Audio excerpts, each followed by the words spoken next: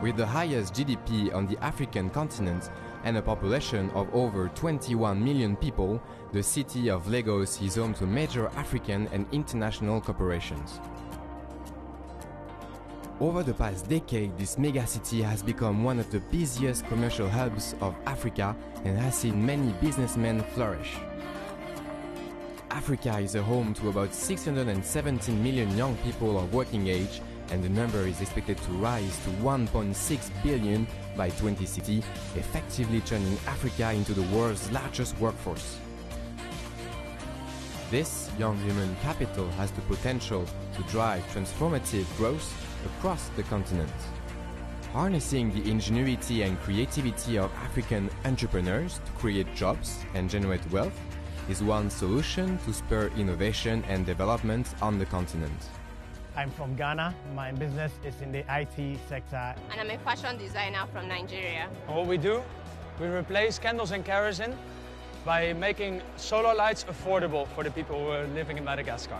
The founder of Brits Fresh Foods, which is a company that aims to promote healthy lifestyle in Africa. I'm from Zambia, Lusaka, and I'm in the health sector. I'm developing a solution which can help farmers manage their farms as a business. These entrepreneurs are part of the Tony Elumelu Entrepreneurship Program, launched on the 1st of January 2015 with a decade-long commitment of $100 million to grow 10,000 African entrepreneurs. 1,000 were selected from 20,000 who applied from 52 African countries. Born, educated and made in Nigeria, Tony Elumelu is the new generation of African business leaders driving its economic transformation. Businessman, investor, entrepreneur, philanthropist and avowed Afri-capitalist, he holds the Nigeria National Honors and was recognized as one of Africa's 20 most powerful people by Forbes magazine. Chairman of United Bank of Africa, Transcorp plc, Heirs Holdings, and founder of the Tony Elumelu Foundation, he shared with us the reasons for his success and his vision for the continent. Basically, I am a Nigerian by birth, but an African in everything I do, from my investments to my philanthropy and to everything and my essence. I believe that no one but us will develop Africa. And growing up, I've always felt that every one of us is equally as endowed as our friends and mates in other parts of the world. And I felt that it was a matter of time for us to prove this to the world. My business is cuts across geographies across Africa and also sectors in Africa. So if you bring power, financial sector, oil and gas investment, and also our investment in real estate and hospitality, then you begin to see that we don't only create wealth for our shareholders, we also have to create wealth for society. A new Africa has now begun to emerge, a more mature continent, aware of its past, proud of its heritage, and willing to do more in pursuit of a brighter future. The last decade has been one of unprecedented socio-economic improvements across Africa. Indeed, economies are growing rapidly, and with the growth rate up to 5%, Sub-Saharan Africa is expected to be among the fastest growing regions in the coming years. And finally, by 2050, Africa's population will double to 2.4 billion.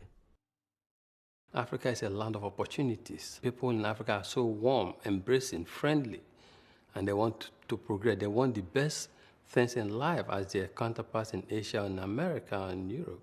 From my investments, there's nowhere else that yields the kind of returns on investment as what I make in Africa. And beyond me, my business partners say the same thing. Two, Africa's population is huge and rising, and the demographic structure of our population is such that you have huge consumers coming out of Africa. And the income per capita has improved. So it means you have huge effective demand on the continent of Africa. That is huge. That is big opportunity. Today, almost all have democratic government. The ease of doing business is gradually improving. Corruption is going down on the continent. And macroeconomic stability in Africa is becoming a constant.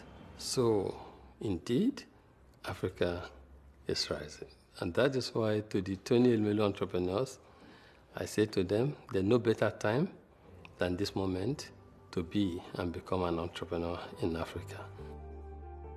In October 2010, Tony Elumelu, described as a 21st century philanthropist, set up the Tony Elumelu Foundation. Through its programs and activities, the foundation seeks to institutionalize luck and create an environment where entrepreneurship can flourish in a sustainable manner.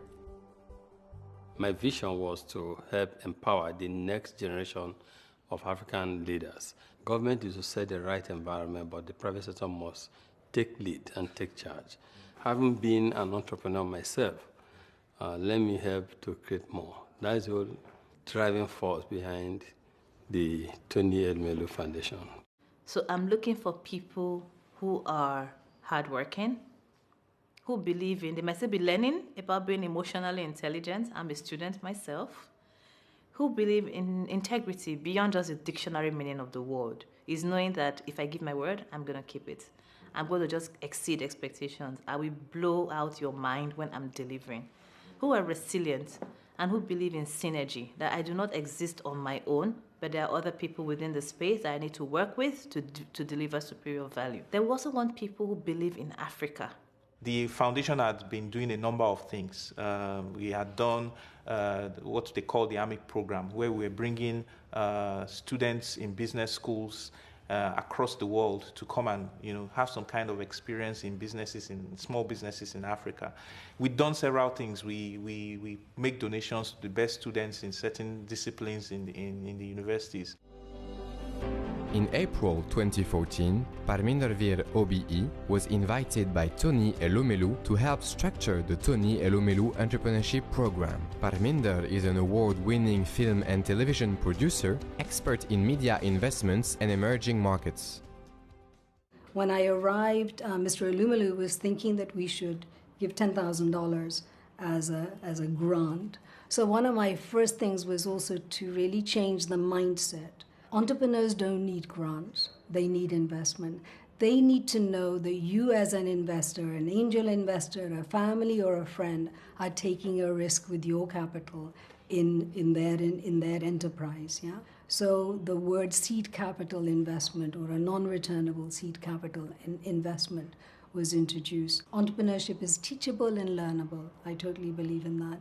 What sustained me was the phenomenal network that I built. So networks are really, really critical. Information, quality information that's available, which is selected and curated. And also, obviously, funding, yeah, and mentoring. Mentoring is absolutely critical. So I guess I set about, leveraging my own experience as an entrepreneur and as a filmmaker to see how I could transfer those skills to designing the framework for the Tony Elumelu Entrepreneurship Program. And what emerged after 10 months of doing that was the 7 pillars of TEEP. The 7 pillars of TEEP provide a unique system of effective and intensive support for the startup. Having steered the development of a model for Pan-African, multilingual and sustainable program, Mr. Elumelu launched the Tony Elumelu Entrepreneurship Program. He also declared 2015 as the year of African entrepreneurship. My life has come, as I said, in a full circle, because today, the lucky entrepreneur I was at some point will today embark on the journey of giving back to the continent that has given so much to me, and doing it, if I may say so, at an unprecedented level. Through the Tony Elumelu Entrepreneurship Program, I am committing $100 million to support the next generation of African entrepreneurs. The program represents a decade-long commitment to support 10,000 African entrepreneurs and startups. The program is open to entrepreneurs from all 54 African countries. Over the next 10 years, our goal is to generate 1 million jobs through these 10,000 businesses and to help contribute at least $10 billion to revenues across Africa through these businesses. We're not targeting any sector. We just want people who believe in themselves, who have ideas that can develop the continent. And so that was what drove us. To ensure transparency and fairness, the Foundation assembled an independent Pan-African selection committee, including established entrepreneurs. The Foundation developed a clearly defined selection criteria against which the applications would be evaluated, including feasibility of the business idea, market opportunity, financial understanding, scalability, leadership and entrepreneurial skills. It engaged Accenture development partners to ensure transparent application selection process, vital for the integrity and credibility of the program. What we wanted to do was to democratize luck and give people opportunity. You have ideas that can work, ideas that can develop Africa, come forward and share the ideas. It was a blind selection with no particular emphasis. We selected from 51 countries. So we have entrepreneurs now from 51 countries. The announcement and telling people who won, when they were giving testimonies, some had a scream when they were told they were successful. It was a very interesting moment. The satisfaction, the excitement, the joy. There are 25 industries that are represented, sectors that are represented in our program. The biggest of them is the agriculture. So a lot of young entrepreneurs, and our demographic on our program is 21 to 37. So it's a young demographic, yeah? They see agriculture as a real business opportunity. And they see that they can intervene in the supply chain, from farm to fork. In April 2015, the selected 1,000 entrepreneurs embarked on the 7 pillars of TIP, starting with a 12-week training program supported by an online mentor. The mentors are selected for their passion for business and supporting new entrepreneurs. I'm one of the mentors. For the past 12 weeks, I've been mentoring 5 mentees, 2 from Sierra Leone, 1 from Ghana, 1 from Cameroon, and 1 from Rwanda. For the future, in the next 10, 15, 25 years, people will be developing businesses and creating jobs, which is badly needed in Africa. And that's what the foundation is all about. The 12-week training program was supplemented by the TOE Way, an entrepreneur's handbook for success. It proved to be a great resource and essential reading for entrepreneurs before they joined TIP Bootcamp, which is the physical manifestation of the 7 pillars of TIP. The Tony Elumelu entrepreneurs traveled across Africa from Casablanca, Cape Town, Dakar, Nairobi to Nigeria, creating an unprecedented gathering of African entrepreneurs from 51 African countries.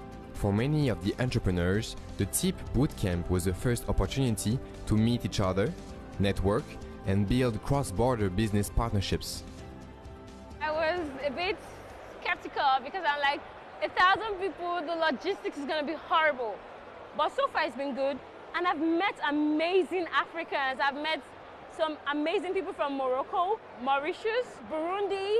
I've had friends from Guinea-Bissau, and each and every one of them, their stories are different yet inspiring. One essence was to bring people together so they could see themselves live. They had been forming relationships on the online platform. They had been meeting offline at some meetups that had been taking place around Africa.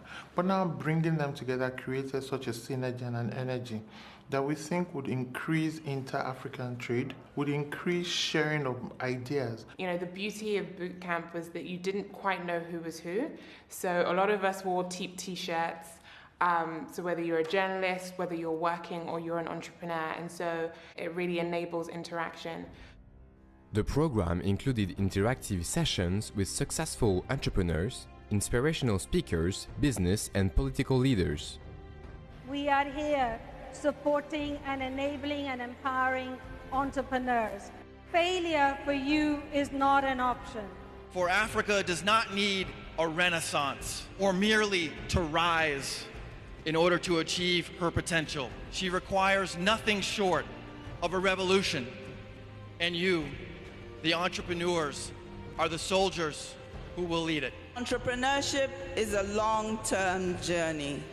Dare to dream, implement your dream, and stay focused. It is the right time to be from this continent. You're standing at a time when there's no disparity between African knowledge and the knowledge of the world. You're standing at a time where, coming together as African entrepreneurs, you are in the place where one of the largest growths is emerging in the world. But the critical thing I want to say to you is that you are the first generation that's going to understand this, that modernization does not have to be westernization, that you have the capacity inside you as Africans to compete with the world. Ladies and gentlemen, we also have the founder of the Tony Elumelu Foundation and chairman of Harris Holdings, Mr. Tony Elumelu, CON.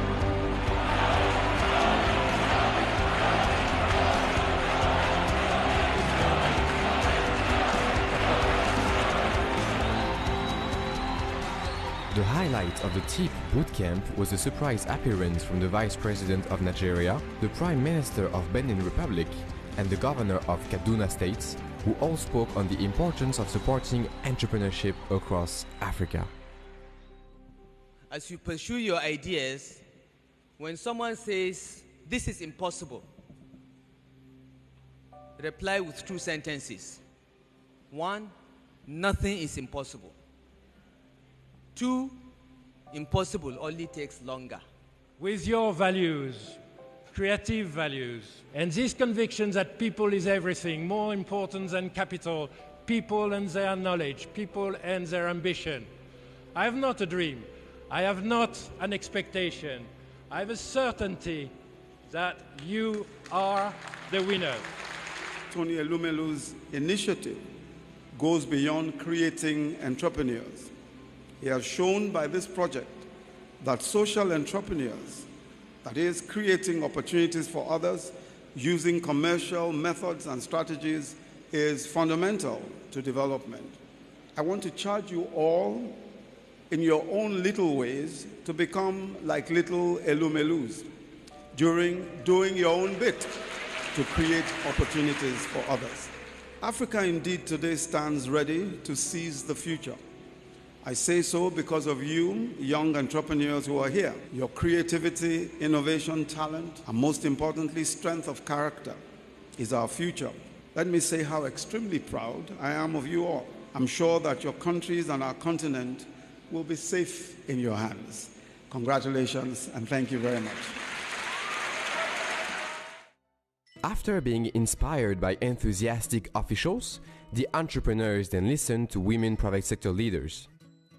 But my mom was a widow and I wanted to help her, and that led me into entertainment. I thought to myself, this could be powerful. And within our local community, I saw how much people actually respected me. And I was just 16 years old. And so the first thing that hit me is this: whatever you do in life, as long as you do it well, you do it diligently, and you're very focused, people would actually come to respect you for it.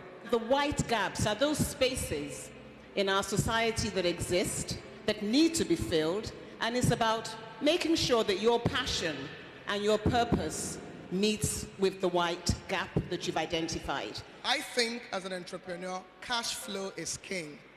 And the way I say it is revenue first before cost. Make sure you know how you're going to make the money before you incur the cost. You need to build your personal brand. That's the essence of you. Your character, integrity, your core values. Guard your reputation. You could see from questions I was getting after the session, and a lot of emails I've gotten after that, it points to that the problem of being able to understand how best to source for financing is one major problem for many of the entrepreneurs. Just focus on creating value, because anytime you focus on creating value, you're attracting capital. And for 2 hours, Tony Elumelu took the stage to engage with the entrepreneurs, answer their burning questions, and make introductions. Self-belief and the power of vision, he told them, are what carried him forward. I'd like to start by congratulating all of you. You have done well. So now what do I want? I want a partnership with UBA. I want UBA to be the transaction operator for my platform. That's what I want. That's why I'm here. You see, we're unleashing a lot of entrepreneurs and aggressive entrepreneurs on the continent. This is what we want. By the way, entrepreneurs, also aspiring entrepreneurs, know when an opportunity presents itself and don't fail to seize the opportunity.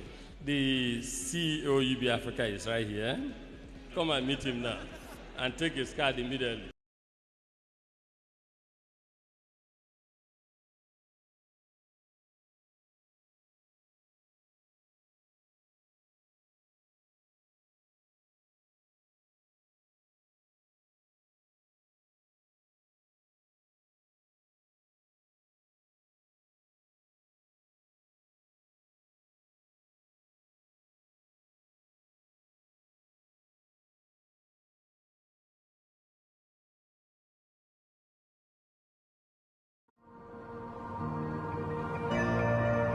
Network and build cross-border business partnerships.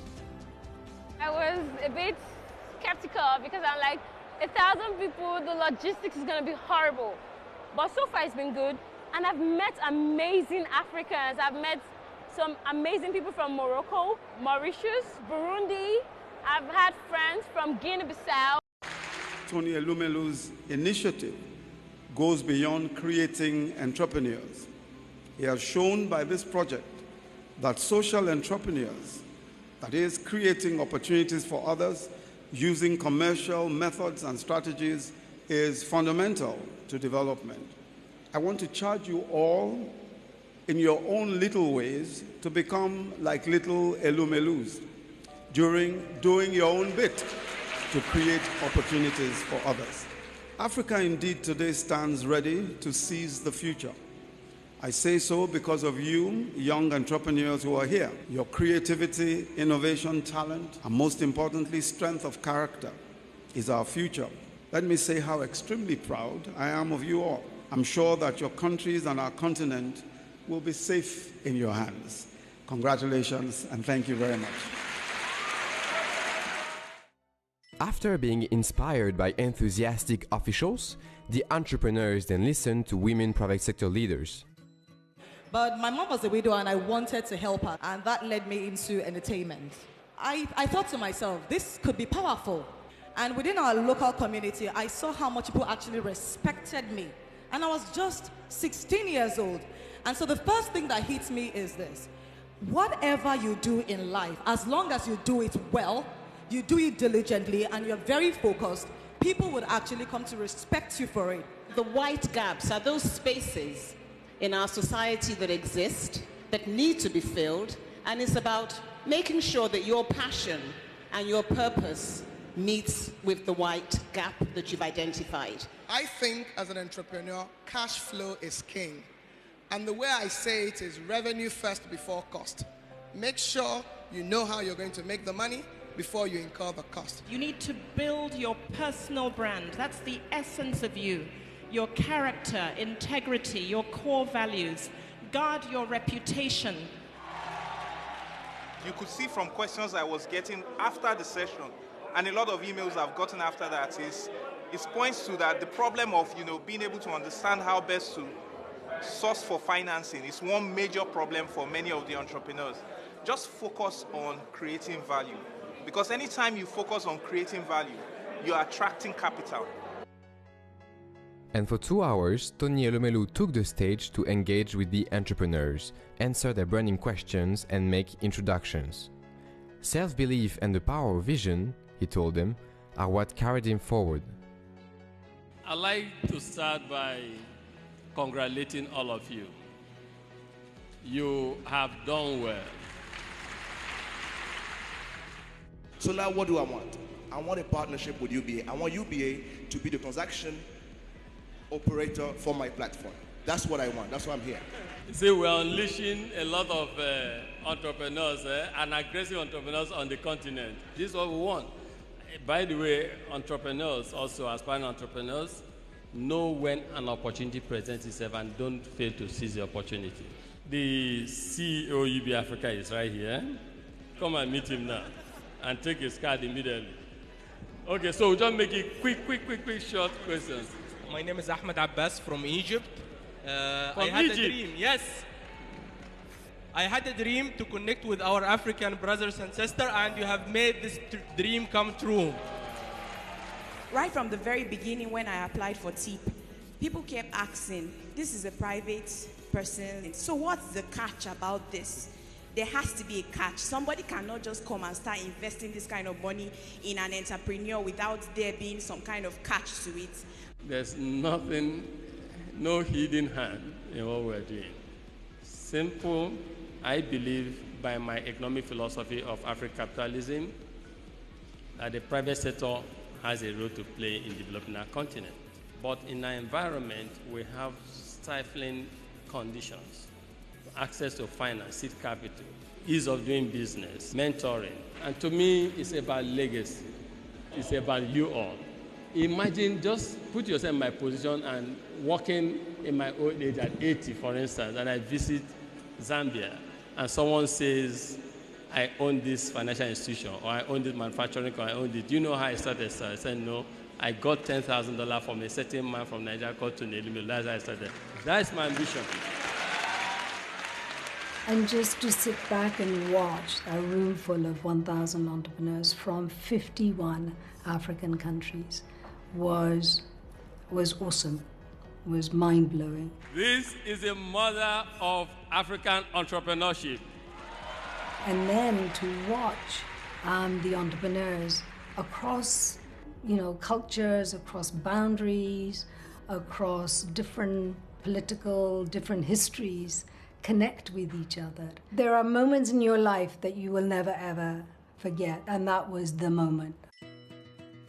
At the end of the bootcamp, the entrepreneurs received their well-deserved certificates and celebrated African entrepreneurship with Mr. Elumelu. This was also the occasion to showcase their products, like this entrepreneur who gave Mr. Elumelu a test drive on his Ghana-made Bamboo bike. Most entrepreneurs are creative people. They have creative mindset. They're innovative.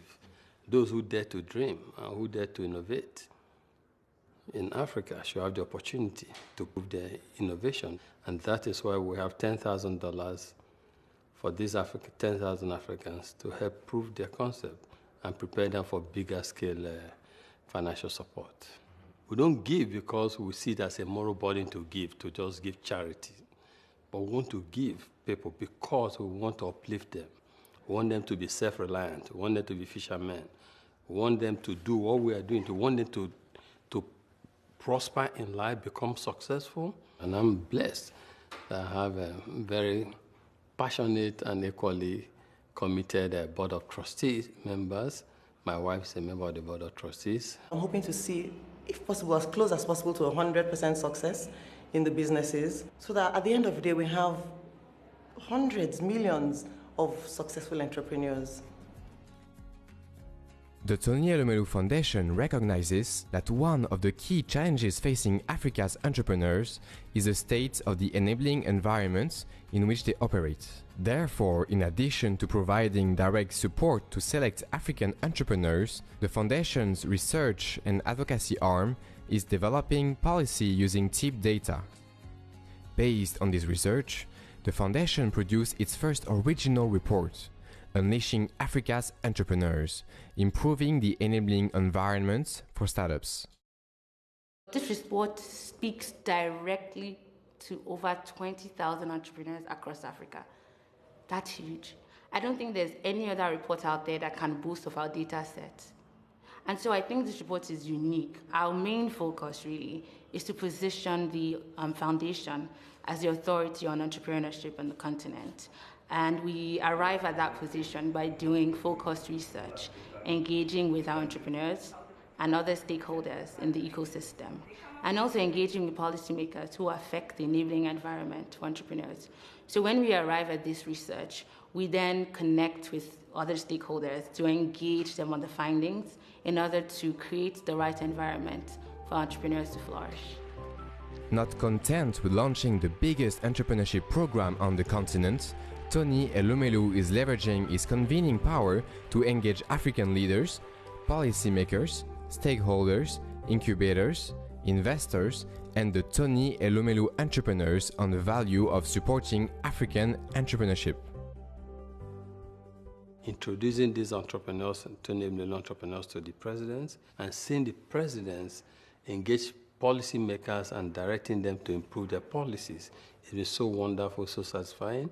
And so I use my contacts, my convening power, my circle of influence to preach competitiveness. What is good for one entrepreneur is good for all entrepreneurs. It's helping them to succeed.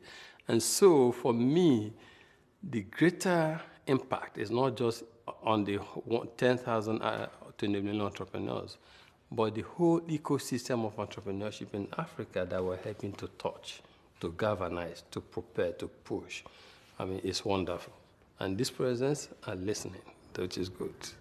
Those, small meetings, the 170 in Kenya, the, 50 plus in Uganda, in Zambia, in Mali, in Senegal, in Cote d'Ivoire. It was an opportunity to now engage with them in small numbers, which has resulted in some amazing things, like the Minister for Entrepreneurship in Cote d'Ivoire said, I really like the program and the structure and the framework. I want to know if I can replicate this program in Cote d'Ivoire. They have so much fire in them. They want to do something. They're talking about their ideas. They're telling you about the challenges they're facing. And you know that, it's going to definitely change the face of Africa. Through its engagements with global entrepreneurship forums, the program is promoting the role of African entrepreneurs within the global supply chain and putting African innovators front and center on the global stage. The need for a new narrative of Africa. The world must see that beyond famine, fighting, squalor, AIDS, that there's a new side of Africa, that we do have a lot of entrepreneurs in Africa, and that we do have even people who have great ideas that can change the world, but they lack opportunities. And let's create opportunities for these people. That's why we need to tell the Tony Elumelu Entrepreneurship Program message to the world. And so that those also who want to invest or who want to give in Africa, they need to begin to change how they give. They need to give in a manner that helps to create self-independence and not perpetual syndrome. And so when President Obama came to Africa 2 years ago and launched the Power Africa initiative, when he came and preached and said trade and investment and not aid, I thought that was fantastic. That was like me talking. We need to have a pipeline of African leaders, private sector leaders, entrepreneurs, who must keep the wheel turning. We are confident that this program will benefit not only us, but many who are going to benefit from the education and the strategic ideas that we have gained. And we look forward to using that to develop Africa in a big, big way. Everybody else kind of do Southern Africa or West Africa or East Africa, and this one just brought us together, uniting Africa as a continent, and that's what we need. Nous avons toutes les armes potentielles pour que nous puissions faire demain de l'Afrique le rêve africain. Now we can customize our product for, the Pan-African market. So we're going home, we're going big. Africa in 50 years, I want to see an Africa that's a land of plenty, a land where there's no more poverty. Income per capita is good, poverty and inequality is low, unemployment is single digit, almost non-existent. An Africa where there's no extremism, an Africa where we're not fighting, an Africa where we have self-confidence, and above all, an Africa where there's self-sufficiency. An Africa that can feed itself and feed the world. That is my dream. And I believe that the seed we plant today through the Tony Elumelu Entrepreneurship Program will help to develop Africa in the future.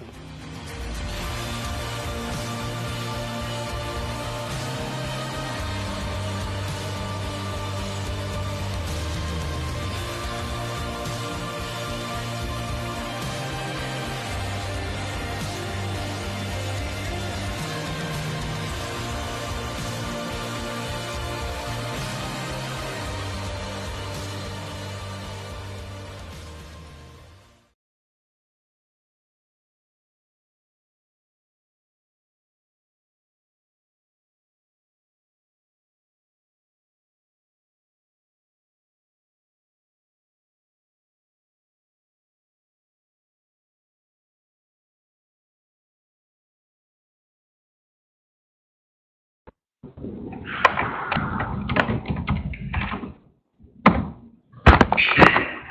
everybody. Good afternoon, and welcome to the first edition of the TEEP Network webinar. Today we are joined by Dolores and Sean Rochester of the Good Steward LLC based in the United States.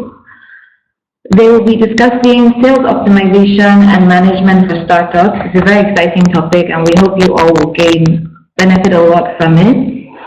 They have over 20 years of experience in leading high-performance team in sales management, finance, operations in the ICT industry. So we'll be hearing more from them, and we look forward to hosting more of such sessions with you all. Please welcome Dolores and Sean.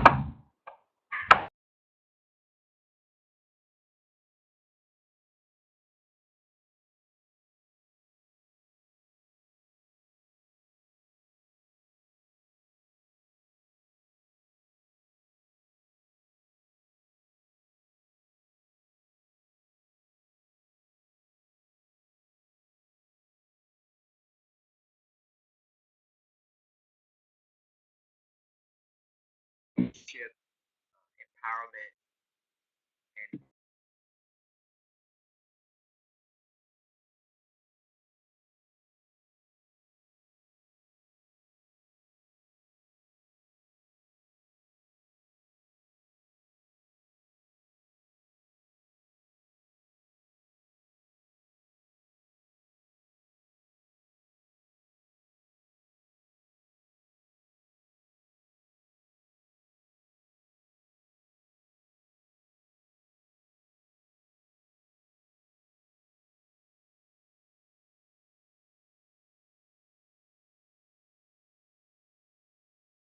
development. Why is this so critical? Because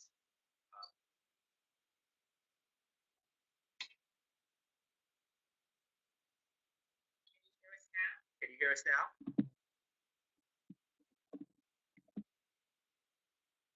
Okay. We are focused on helping emerging and growing businesses drive sales skills and capabilities.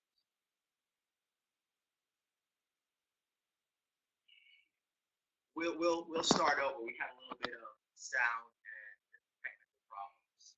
My name is Sean Rochester. I am the CEO of Good Steward LLC. We are excited to be with you this afternoon and to share with you our presentation on developing world-class sales and sales management. We are focused on helping emerging businesses both here in the U.S. and on the continent develop, acquire, and execute world-class sales capabilities. Why? Because profitable sales drives cash flow. Cash flow funds business and attracts entrepreneurs, and it attracts investment and allows you to retain control of your company. We are incredibly happy to be here with you and all the work that's being done. The Illumilu Foundation, Africa is rising. You are the tip of that spear, and we look forward to being able to support and enable you to be able to change the world. I'd like to just take a quick moment to introduce my wife, Dolores Rochester, who is our president and has over 20 years of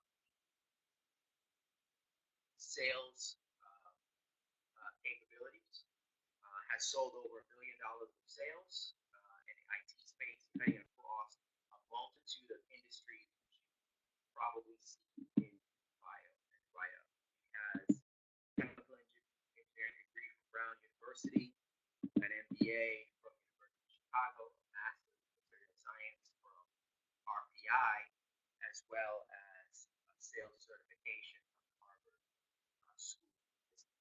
And without further ado, I'll turn things over to Dolores Rochester, my better half. Good afternoon, everyone. I will adjust the volume. I understand.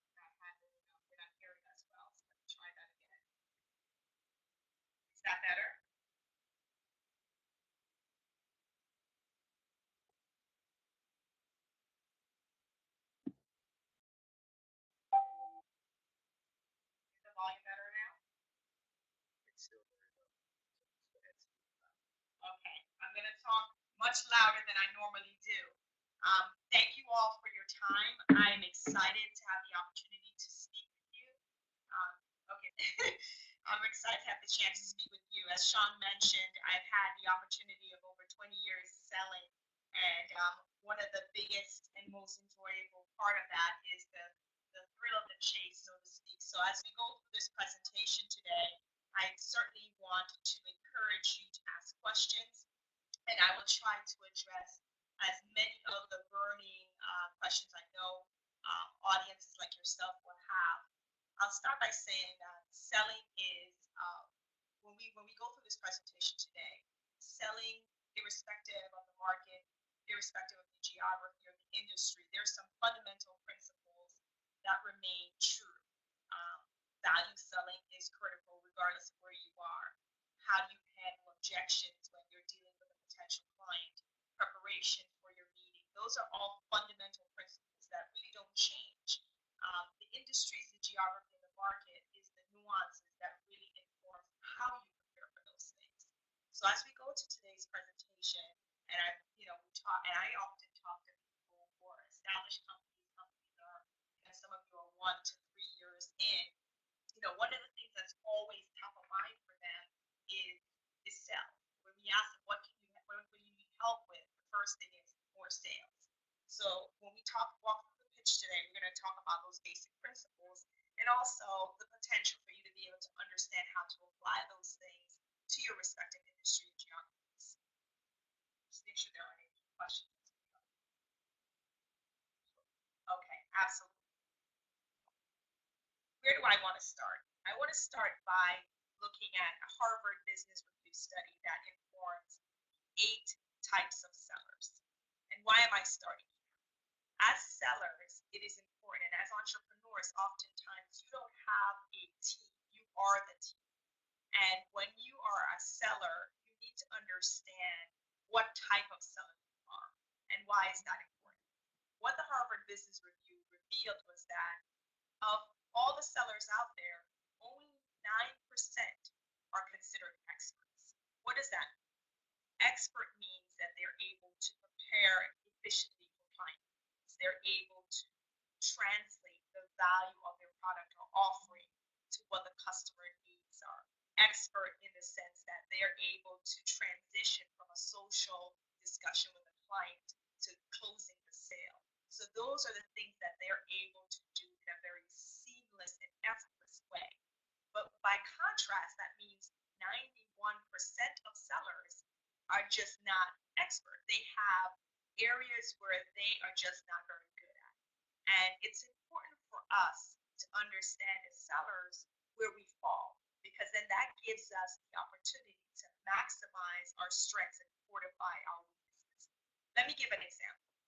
If you look at the chart, it highlights to the far right 6 of the 8. And if you think about focusers are the people who are able, they know their product, they know the offering, they are very, very articulate, but they're not able to translate that value to the client. They're not able to translate that value to the client's business challenge. They're so focused on what they're selling that they miss the applicability of what it's used for. So that's an example of a focuser. And a socializer, and in my years, I have had the experience of interacting with some of these type of sellers. It's someone who is very social. They engage with the client. They seem to have so many things in common. They spend time golfing. They spend time playing soccer. It's always social. But those individuals have a very difficult time transitioning from the social aspects to the business aspects. So instead of gaining sales, you get more friends. And that's never good for business in the long run. So those are the type of areas that I want you to think about. So an introspection on who you are as a seller informs how you need to augment those areas where you feel that, yeah, I may not be as good as this particular area. I'm a focuser, so I really need to work on how do I then translate my value to what my client is telling me. And if you happen to have a team, then the next question is, How do I train and coach my team when I understand where they all fall to be successful, irrespective of where they may fall in the type of seller bucket they are today? So with that, then, when you are operating in this sphere and you don't know where you fall, and with 91% of people not being experts, you're just this industry and your ability to be successful is very, very limited. So this leads to a lot of failures that persist in the environment. And over the years that I've been a manager, a coach, and a seller, I've seen for me 7 reasons why it's been difficult for people to be successful sellers. So I want to take you guys through that a little bit. I'm just checking louder, okay? So as I mentioned, that I've had the chance to sell, to coach, and to train. And when I look at the sphere of what are critical mistakes in selling execution, there are 7 of them. And I'll start with preparation. Poor preparation is not going to yield a successful sale, a successful meeting, a great relationship. And what do I mean by preparation? That is a function of your knowing the limitations of your product, understanding the market in which you're playing in, understanding your competition and what makes you different. So being prepared when you get into a meeting with a client is critical. There are times where people come in and they'll wing it or they'll try to just pass without being prepared, and that may pass once or twice, but it will not be a sustainable. It's not a sustainable strategy for success. How am I doing on volume?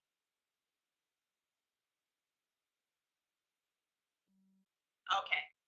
The next is on your ability to ask open-ended questions and active listening. What do I mean by that? If you are a farmer, for instance, and you're dealing with a new client, one of the things you may want to ask is, if you are going to ask a closed question, how you would ask that question is, do you add farmers to your preferred supplier list? The answer to that question is going to be yes or no. That's not very helpful to you if you're trying to uncover more information. You're trying to figure out, well, where do I fit in this system, and how will I be able to get this person as a client? It's important for you to ask open-ended questions. And a contrast to the question I just said is, well, what criteria do you have, Mr. Client, for adding new farmers to your supplier list? That will inform for you whether or not you fit that criteria. And if you don't immediately, it will highlight where you may have gaps. So as you're listening and as you are talking to that person, you will be able to say, okay, I know that this is what they're asking for. Let me see how I can quickly address, how I can meet that expectation. So it's important you ask open-ended questions because that will give you more information than a yes and no statement. Do I have a question?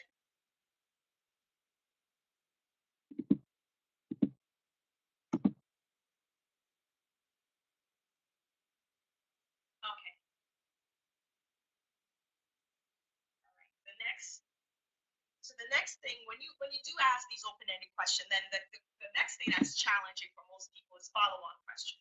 Because when you prepare for a meeting with a client, you have a list of your agenda. You know what your objectives are. You know what you want to accomplish.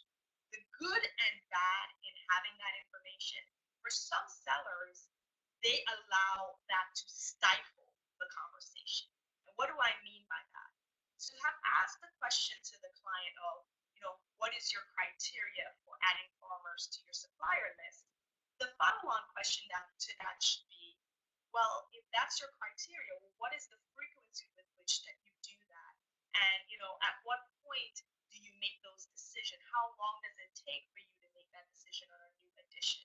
So those are active listening follow-on questions. But by contrast, a person who is just so focused on their agenda, they may move on from that question to something that is completely unrelated and completely different. So you want to balance, follow-on questions to what you previously asked to extract more information, get a lower level of abstraction of details before you close out and move on.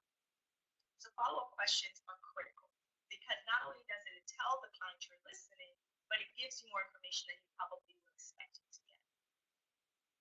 Then it's translation of your value. The video says it and you hear it often. You may have the absolute best product out there, but if you are not able to articulate what that value is to the clients, you're not going to be successful at closing business. I know several of you are in the retail market. So for instance, or fashion. So for instance, as a fashion designer, if you have a product and you bring it to a distributor and it is an exceptional product and they say, you know what, that is a great product, but it's just too expensive for the clientele that I service. You as the entrepreneur have two decisions. It's informed you that this particular target and perhaps similar targets like this are perhaps not best suited for your line of products. That's one avenue. The other avenue is this could also inform you that I have a product that is well received, that he really does like, but it's too expensive. Perhaps there's a way for me to make a similar product that may be more cost effective and be able to capture a volume-based business. So you've now looked at bifurcating your product line to a line of boutique, high-end products and perhaps more volume-based products. It's similar if you think of like Honda. Honda makes Honda cars and pretty much the largest majority of population will buy Honda vehicles. But then there's those select few people who may want a more luxury vehicle and they buy an Acura MDX. So it's the same manufacturer, but they've bifurcated their product line to meet the audience. So as a fashion designer, hearing that this is the challenge, you have a decision to make. Either you bifurcate or you figure out how do you then target the audience of people that are truly going to be able to pay the premium for what you have to offer. So that informs going back and investigating who should my target. Then it's the client buying process. Why is this important? When I walk into a meeting with a client, I want to know the first time I walk in, I would love to walk out with a business and say, here's the money, let's go. But that's just not how it works. And while we would all want that to be the case, it's not the realistic outcome. So as a entrepreneur, as a seller, what you need to understand is how that client buys. You need to know when they purchase, what's their budget cycle, how are they a cyclical business or are they not a cyclical business? You know, is there a process or how long does it take for you to get the actual money after they have committed to the sale? These things are important to you because it's going to affect your cash flow. So being able to ask those questions, and we'll go through a little bit about how you do that, being able to ask those questions of your client is crucial because that's the only way you'll be able to be informed to set the right expectation for yourself and to be able to also manage to the expectation of that of the client. So there isn't conflict or irritation in the relationship because what you want and how fast they move is divergent. The next is on securing the next. Never is a sale complete in the first meeting. It's very rare that it's complete in the first meeting. But you should never walk out of a meeting where you have a captive audience and not secure the next meeting. The reason for that is if you leave there, it may take you weeks before you get back in front of that person. But if you sit there and you said, Mr. Customer, I understand these are your 3 challenges. I would like to come back and share with you via a demonstration, how we would address those challenges. Can you look at your calendar and give me a couple of dates that are the next week or the next 2 weeks out so we can lock that time? Secure it then and there. This way, you know it's calendared, they know it's calendared, and you don't have to worry about chasing that person to get FaceTime again. And then last and certainly not least, this is one of the biggest mistakes sellers make, which is they don't ask for the business. You have to ask for the business. The client wants to know that it means a lot to you to get their business. They know you have other customers, and they know they're not the only one. But at the end of the day, they want to know that it matters to you that they've gotten your business. So you need to not overlook the opportunity to say, it means this much to me to get your business. I would really like to know what I can do differently or what more you need to see to be able to get that business.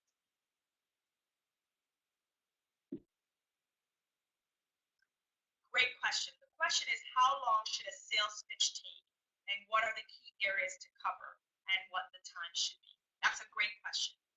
In your first meeting with your customer, and this is all based on how you secured the meeting in the first place. So if this is somebody that you know that is somewhat familiar with what you do, then your sales pitch is more coming in to inform them about your product, inform them about the value, and more importantly, you want to talk to the applicability of that value to them. But how I would structure that conversation is as follows. I would come in and say, I think that there is a great opportunity for partnership, Mr. Client. I would really like to learn a little bit more about your business, and I then would like to share with you how we believe our solution fits that business. As a first meeting, you want to spend a lot more time listening than you want to do selling, because you don't want to, one size does not fit all. Just because you go with a great product doesn't mean it's a great product for them or for that particular part of the business. You may need to reposition your argument somehow. So you want to schedule that meeting, manage your time to the first 15 minutes to extract as much information from them as possible, and then speak to the relevance of what you bring within the next 3 to 5 minutes. If you start to get too verbose or too long-winded, it gives the client the impression that either one, you haven't thought it out very clearly, two, you don't fully understand their challenges, or three, there's no there. So you want to be net and then afford them the opportunity to ask you questions so you can elaborate. So the total meeting should be, a great meeting should be anywhere from 30 to 45 minutes. You should be able to learn a lot, accomplish a lot, and successfully secure the next meeting.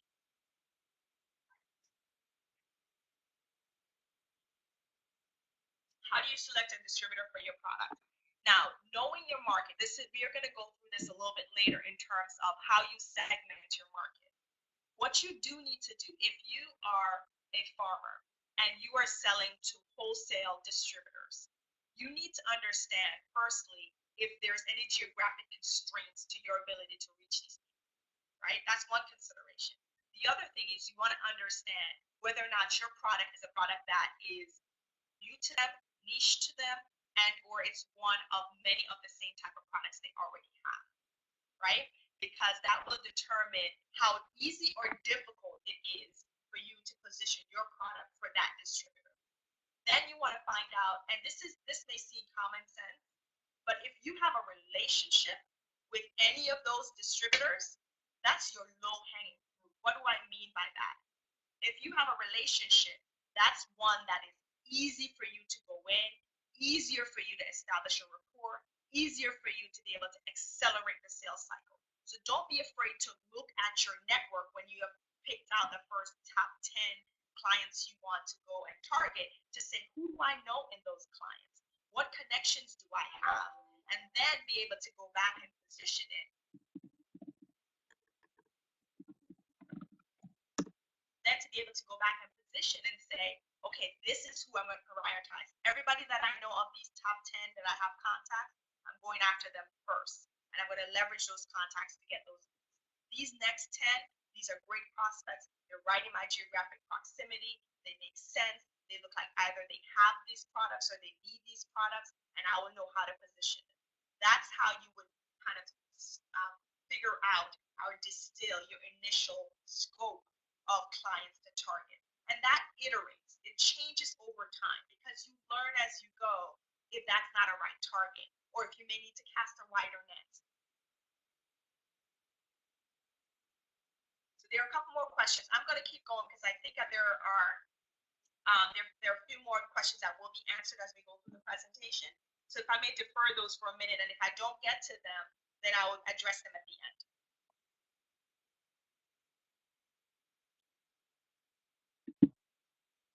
So obviously, we've talked about what constitutes failure. So the natural next step is what guarantees or what constitutes success. So for me, there are 5 steps to doing that: planning and preparation, meeting, presentation and rapport, demonstration of value and closing the business. Now, what I want to make sure I share with you that is, in my experience, you cannot do any one of these at the beginning of the sales cycle and never again. It is important that all 5 of these steps happen throughout the sales cycle. It is critical. There is a quote by Will Smith, who is a famous filmmaker and actor, and he says that talent you have naturally, but skill is developed by years and years of beating on your craft. So what that means to me as a seller and as a manager of sellers is how important it is to be consistent throughout the sales cycle, executing to these steps, not skipping them. Because when you do that, then you're either going to set yourself back and or you have the potential of losing the business. So if you're looking for sustainable, long-term, great longevity with relationships and business, these are, for me, what are key things that you need to do to prepare so that you are able to execute successfully and repeatedly with that client and other clients, right? So what I want to do is I'm going to go quickly, just be mindful of the time here, into 2 areas. So I talked a little bit about what constitutes failure. So I talked a bit about what I see as the 5 steps to success. And as a seller and a coach, once you've talked to your team about the what, it is, what is the obstacle and what is the goal, it's important to not only share with them, but also show them the how. So I wanted to spend the next couple of minutes, and I think some of your questions are around the what and the how, really talking to 2 pieces of that 5 steps to success. One is around preparation, which breaks down into 3 sub-pillars. One is your industry and client analysis. The second is your solution relevance. And the third is your call strategy. And then I want to transition from that into the meeting and what that means, what the objectives should be, how do you handle obstacles as you go through, and how do you take all the information you would have ingested in preparation for this meeting to make it a successful engagement with the client. Okay, so I'm moving to the first pillar here. So industry and client analysis.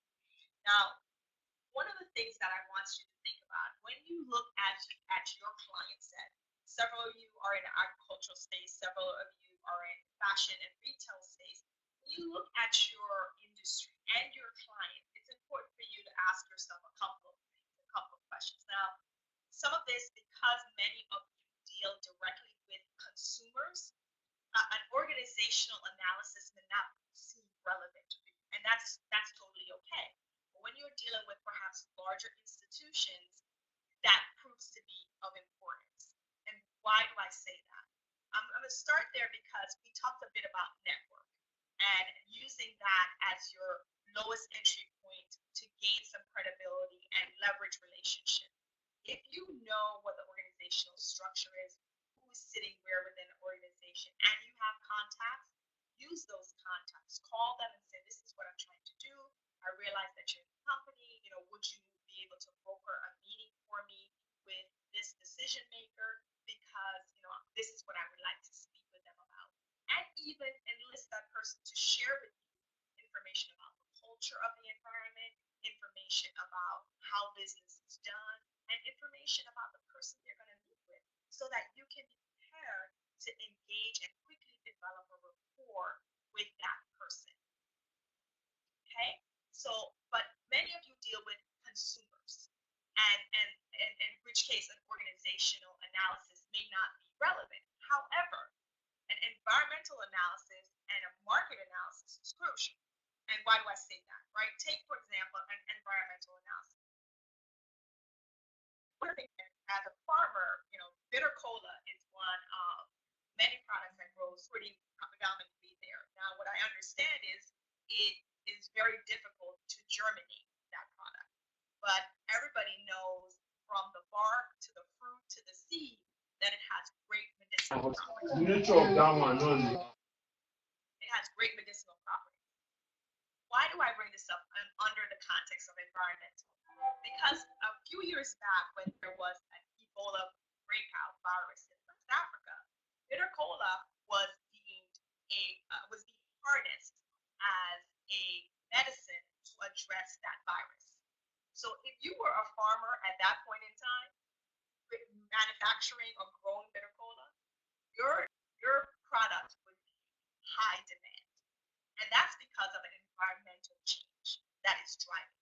So it's important as you think about your products that you also think about the environment, what is happening around you that may either make sales more abundant or may constrain sales, because that will inform if you need to do things differently, if you need to establish or relook at your strategy, if you need to look at a roadmap expansion in what you're doing and how you're doing it.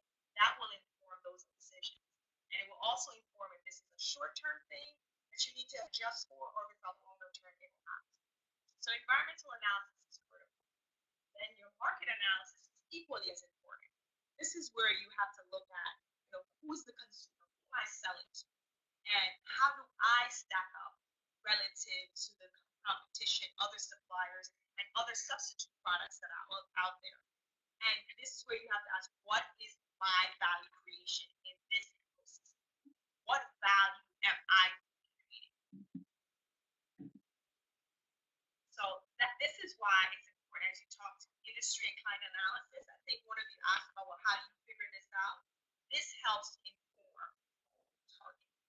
Because if you know that you're going to have a lot of obstacles in a certain geographic territory for whatever reason, but in another geographic territory, you have great networks, you have great potential customers, you're going to go there first because your ability to convert opportunities to sale is much faster. So there are a number of factors you must consider as you sit back and look at your strategy for go-to-market. Solution relevance. To have a great product is fantastic. To have a great product that clients don't see the relevance in is not going to benefit in any way. What is important, and this is where you have to ask yourself the tough questions. And sometimes we never want to hear that our product is not the greatest of all, right? Oh, this is the best product out there. You're never going to find anything better, right? That's what we tell our customers. But in reality, there's always something that's better. So it is important that as you think about what your product is, you have to think about, I know my industry, I know the environment, I know my competition. What makes it? So let me give you an example. I am a multinational corporation, and for decades I have had an internal organization that manages travel for my employees. I now want to outsource that to another internet-based company. And I am the internet-based company that is inter-country. So I only service Nigeria. And I have a great handle, great relationships on Nigeria. But I am competing against another internet-based company that services multinational. So Nigeria and every other country. So if I go head to head competing with this company for this client, I have to think, what is the client thinking? What are the client's objections to doing business? Right? Your goal in that situation is to encourage, is to convince the client to give you that piece of the market, regardless of whatever they do elsewhere. But that's going to require for you to show them why you are different. And that may be, Mr. Client, I cover Nigeria. And unlike this other multinational travel agency company you're dealing with, I have fantastic relationship with boutique hotels that afford you customized stay, great environment at an exceptional rate relative to the multinational. I also provide great customer service, and I can provide you not only the statistical data to support that, but I can also share with you customer references that will testify to how exceptional my service has been. Also, Mr. Customer, I provide a very innovative, personal concierge supplier's touch for my clients. What does that mean? Your clients are able to onboard their planes. They're able to do fast check-in and check-out. They don't have to wait for their bills. I make sure they get that on their phone right away. So we use technology to give our clients exceptional experience that you're not going to get from a multinational. So what I would ask is, because I am asking for your business, is that you give me the opportunity to service this part of your market. You can use the multinational for everywhere else, and you will see and you will not be disappointed by what I'm going to provide. You have acknowledged for the customer that you know your limitation. You've acknowledged it, but you've also shown them all the reasons why this is the best opportunity for them to service their Nigerian market. So you need to know your solution and how it fits, and more importantly, what the strengths are so you can speak to it and move past it. The last is the call strategy. So you, up to this point, understand your industry. Now feel extremely confident about speaking to the relevance of your solution. Now, this was a question asked, right? And I consider this STP. What is STP? Segmenting, targeting, and positioning. This is when you look at your market and you look at it in where do I have, or what's the market I want to target? I'm targeting wholesalers. Is my litmus test for target going to be geographic, or is it going to be for wholesalers who only sell organic farm products, right? So that may be one area of one value that you use to be able to differentiate. Then your next value may be proximity. Okay, so organic distributors is who I want. They need to be in this geographic area. That's my next criteria.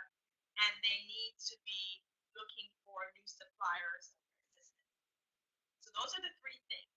With those things as consideration, then I now say, where do I have relationships in this pool of three different categories? And those are going to come up to the top. So from the three buckets, you now have 5 that emerge to the top. Those are the first 5 that you're going to chase. Then the next 5 will be, here's where I think my value is the greatest, right? My products is differentiated. They don't have organic tomatoes in this particular wholesaler. They're not able to produce it, and they're looking for a supplier. I can meet that need.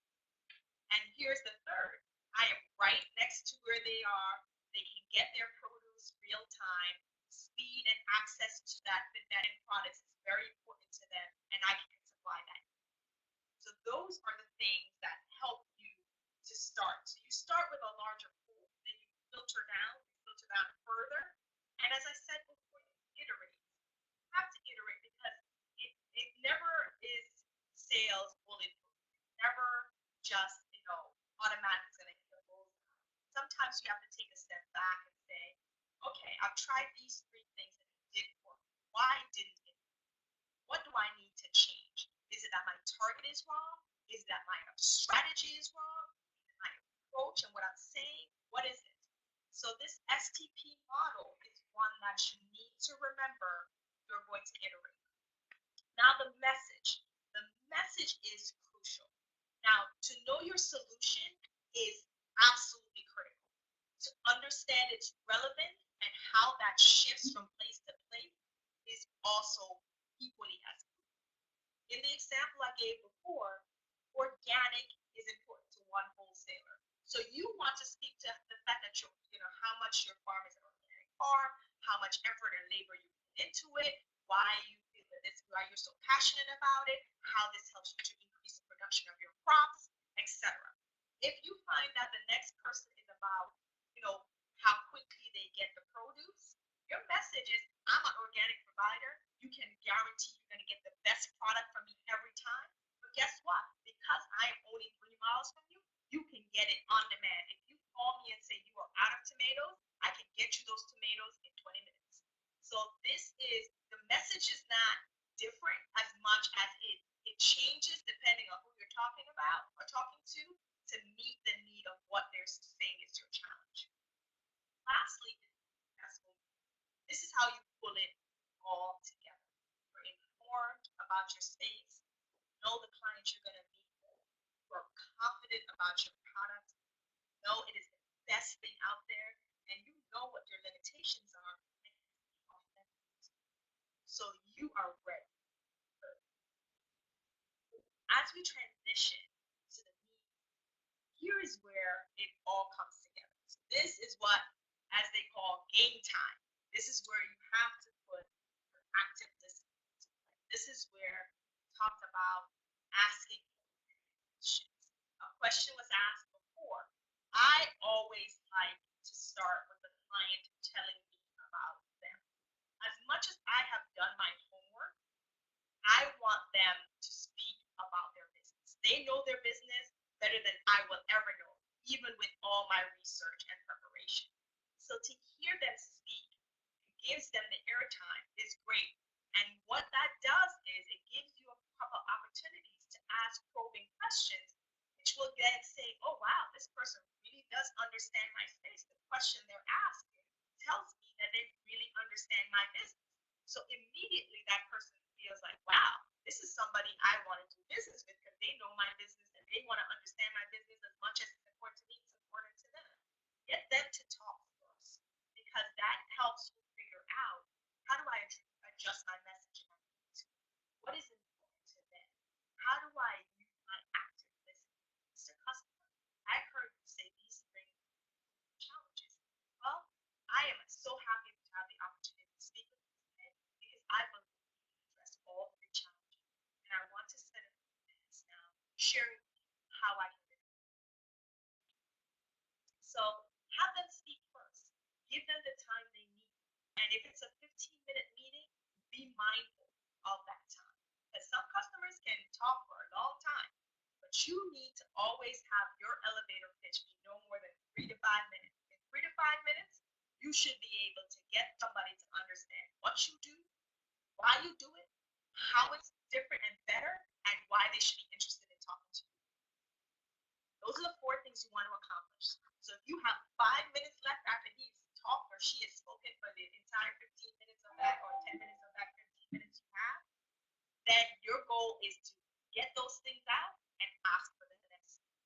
I know I shared these things with you and I heard your challenges and I know hopefully you hear a little about what our solution is.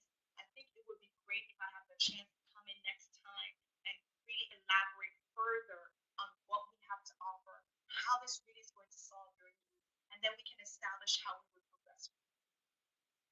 That's how you manage those needs. Because to go in just talking is implies you know what they need, which you sometimes may, and sometimes a lot of times you won't. So it's always better to sit back and learn. So I'm going to pause there. I just have a few more wrap-up slides, but I'll take a few questions.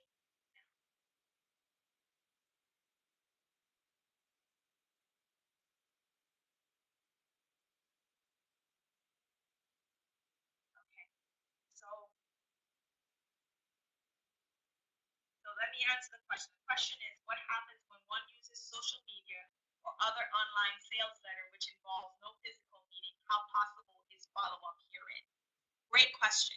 Social media actually is becoming more and more a dominant way of how sellers have to do business, believe it or not. There's a whole education around social selling that exists today that speaks to the very question that you're asking. So if you're using social media as an initial means to contact a client, you want to be brief and you want to give them a reason to call. It's just like when you would get any type of prospecting solicitation. If you may get a solicitation letter that says, you want a $500 gift card, please call me today and I can give you more details. That gives you incentive because you're like, I want to know why I want that $500 gift card. So you have to think of that as the context when you are crafting your letter. Think of it from the perspective of the reader. Hi, Mr. Customer. See that you are in the agricultural space and you are a wholesale distributor for the organic products. I would like to put 5 minutes of your time. Everybody can spare 5 minutes. and realize that people agree to 5 minutes, it always tends up being 10 or 15 or 20 minutes.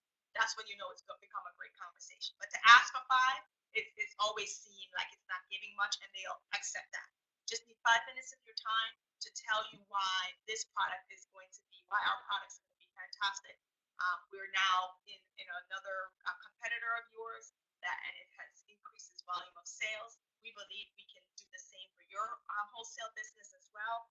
Here's my number. I will reach out to you in about 3 days to follow up. So this way they know in 3 days you're going to be reaching them again.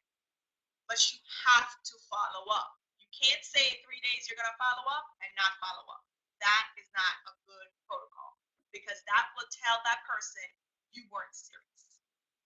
You want the business, you have to chase for the business.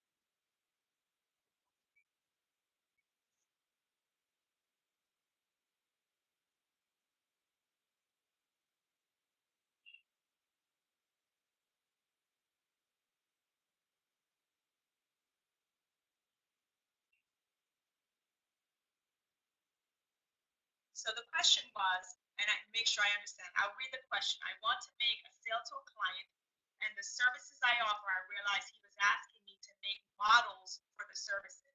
I do not offer, models for the services I do not offer, which I do not have solution for now. How do I sell him on my services while I work on getting solution for his current issue? So that's a great question, and that's a roadmap discussion. What do I mean by roadmap? A lot of times clients want what isn't there yet because that's the current challenge that they have. It doesn't mean that, or the current issue that's burning, it doesn't mean that their base problem is fixed. That's just the current problem that's in their face. So one of the ways to position that is to say, Mr. Client, what you're asking for today, I don't have. And you have to be authentic, because people buy from people they like and people they trust. So if you say to him in all honesty, Mr. Customer, I don't have that for you today. Here's what I have. And this is how this can bridge the gap for what you need immediately. And what you're asking for, here's my roadmap to develop that for you. And I'm going to customize this specifically for you. You can expect it in this time. And this is what I will do if you're able to. There's a couple of different ways to solution that. If you want them to wait and invest, one of the ways to say it is, we'll get my product into your services into your business now. You don't have to pay me for the first 30 days. You'll see how fantastic it is. Give me the opportunity to build a roadmap to the thing that you want, which I will generate for you in the next 60 days or 90 days. Will that be acceptable? Find creative ways to make him want to take what you have, and also for him to know that you have a roadmap to getting him to where you need. I would also add that there are a couple of things to think about. One is we always have to make sure we understand what the customer needs and what we call what the customer's pain is that they're trying to solve, right? So it's possible either that they didn't fully communicate what their pain is, and therefore it's difficult for you to position how your current product might address it. So there's a point of clarification that may be needed there strategically, so they understand what your product actually does and how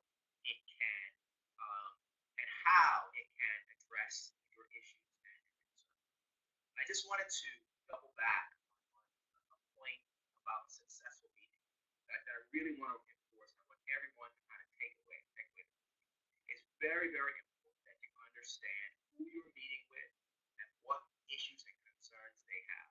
I don't mean that in an obvious general way, right? There's two things that we always have to keep track of.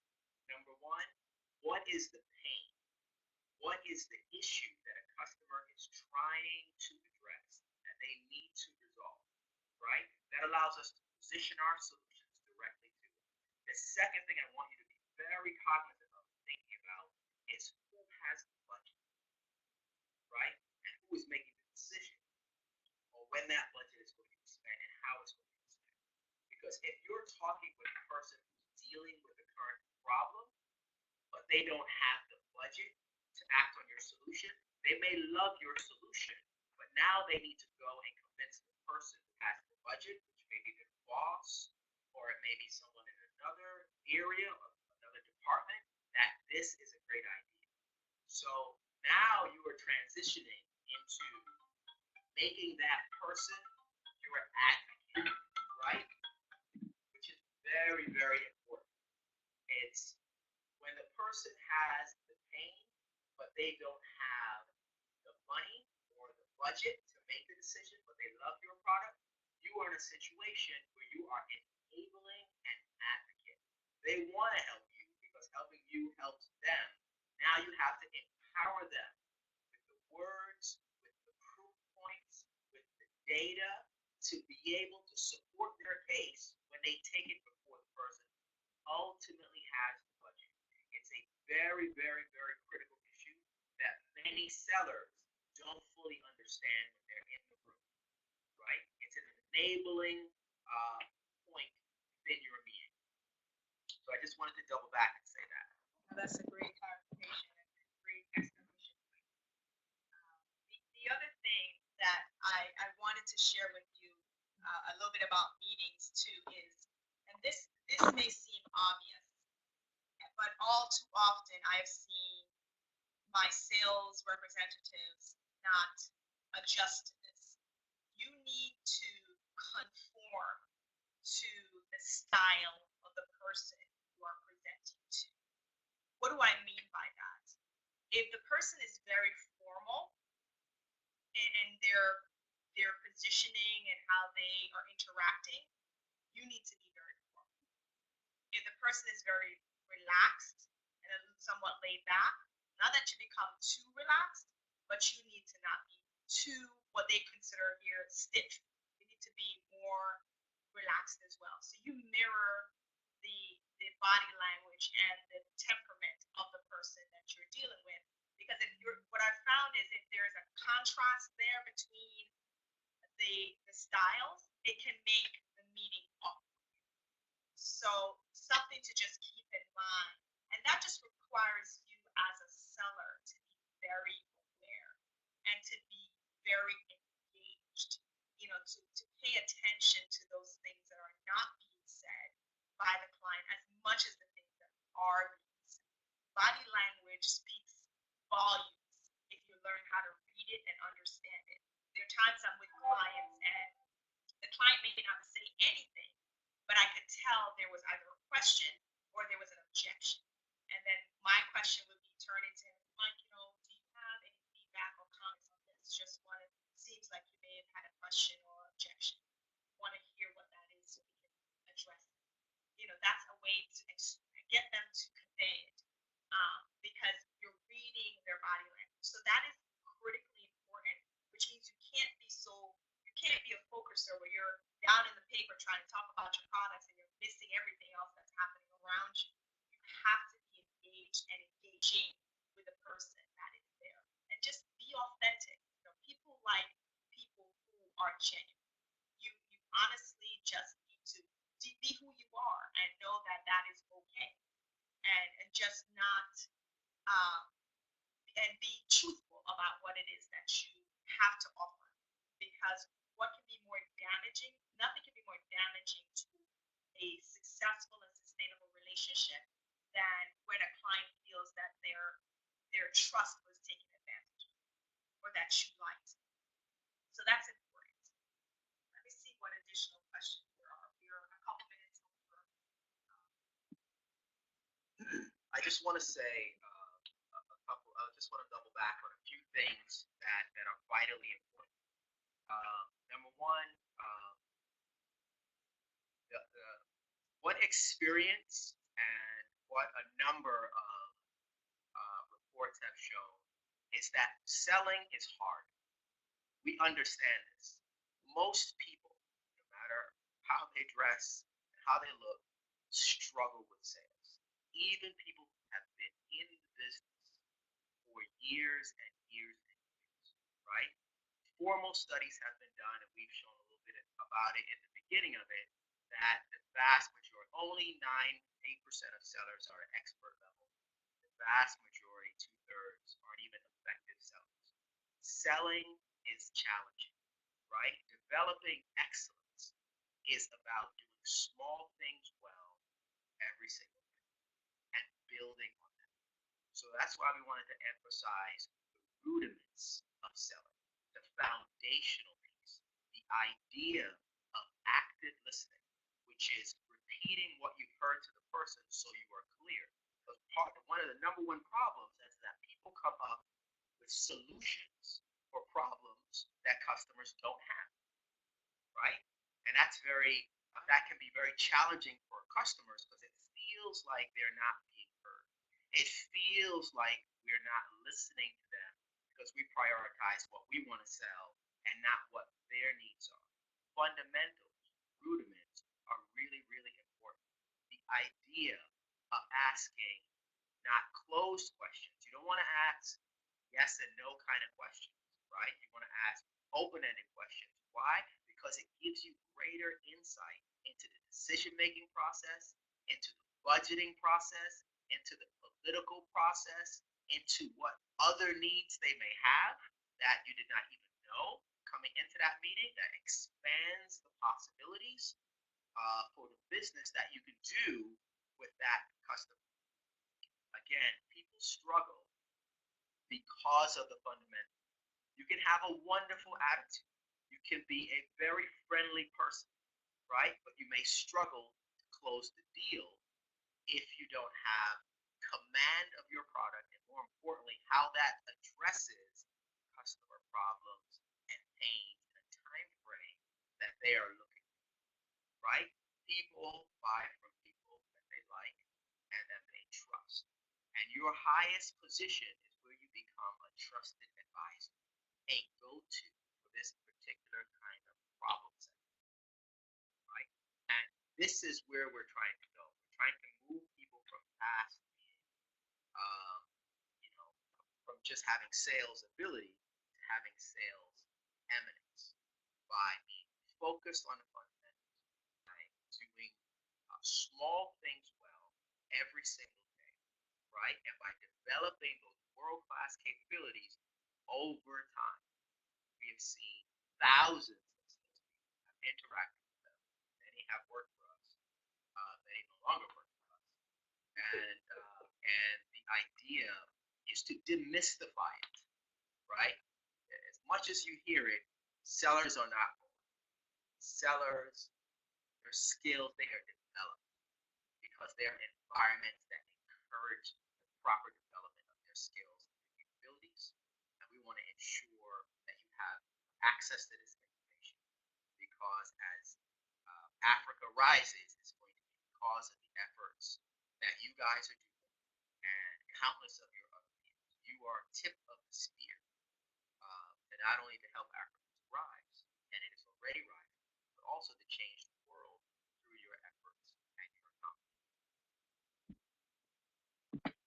See if there are any additional questions here.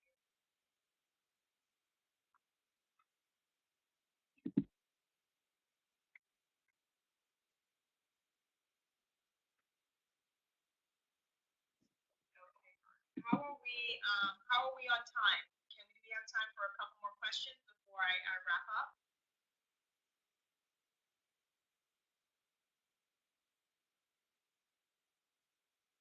I want to be respectful of everyone's time.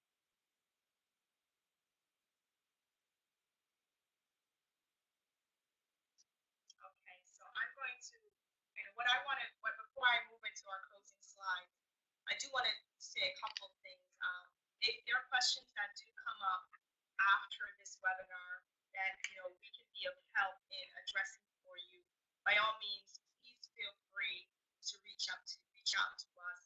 We are WhatsApp users, so we are happy to jump on a call and provide any coaching that will be of benefit to your success. Okay. All right. So I'm going to move to our couple of closing slides here. And Sean mentioned this before, right? And we've kind of walked through and we talked about identifying what doesn't work and then sharing with you what works and what the consistency that's necessary to execute sustainable business success. So I'm hoping that you see, and one of the things that makes us different as Good Steward is that we just don't tell you the what. And it's good for you to know the what. We find that to be necessary, but not sufficient. It's more important for our clients to understand the how. And we do that by showing them, by teaching them, and by coaching them. Because our goal is for you to go from being a person of presence to being that of evidence. So you are always walking into your client and they feel whenever you come in, this is the person that changes my world. This is the person that makes my job easier every day. Every time I see him, he's bringing me new and transformative, solution that meet my business need. He anticipates what's going to happen next, and his product and solution are going there based off of what I'm looking for. So we are looking for, we help to train, to cultivate, to develop people to be of that level of relevance. And we do that, through the eminence and coaching training that we provide. And we have 3 separate modules. One that speaks to the fundamental of effective selling, that goes to the benefits of heat mapping, which talks about what customers, where are they, how do you segregate, to a module that speaks solution selling to C-suite. Selling to an executive is very different from selling to a lower level manager, because an executive doesn't really, they're not interested in quantities and size. They're interested in, this is what I'm trying to create a vision for my company. I'm trying to grow the top line, and are these things helping me do that? So it's an elevated level of discussion, and we're able to teach and coach and train you to how to reach that level of expectation, because it is different, and the level of preparation for it is different. And we also provide sales management and coaching, for those of you who have organizations where you may have the benefit of a couple of salespeople. Sales folks are only as effective as sales managers, and sales managers are only as effective as their sellers. So it is important as a manager that you're able to enable, you're able to stand in the gap, you're able to move obstacles out of the way, you're able to motivate, encourage, and inspire your salespeople to go above and beyond. So the responsibility of a sales manager and a coach is very different. It's about being able to accomplish more for others where you're not the one touching the client. So that's a very different perspective. So those are some of the things and ways that we help our clients. I realize we are past the time. I just wanted to start where I began and just say thank you very much for your time. We hope that we have provided you with some tools and fundamentals that prove to be of great benefit. We have and will, as mentioned before, make ourselves available should there be any questions that were not addressed on the webinar that we can address thereafter. We are extremely grateful. We're very excited about the transformation that you as entrepreneurs are going to drive for Africa and beyond. And we are just excited to be a part of the change and excited to be a part of today's webinar. Over to you, Andrew.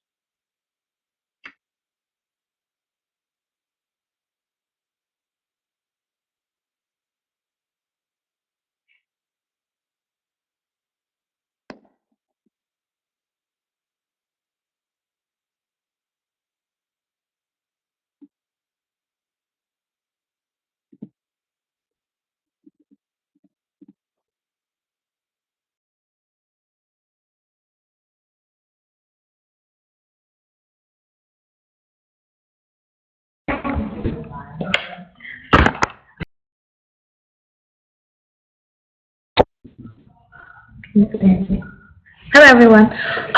Thank you again to Dolores and Sean. We'll be wrapping up the webinar now. The webinar video will be made available to everybody that participated. We will also make this presentation available to you all. And we look forward to hosting many more webinars like this. We hope that you've got enough value from this. I understand the audio was not very clear, but we will also work on that on our end. Yes, like I said before, the slides will be made available as well as the video to all of you. Thank you so much for joining us, and have a nice day.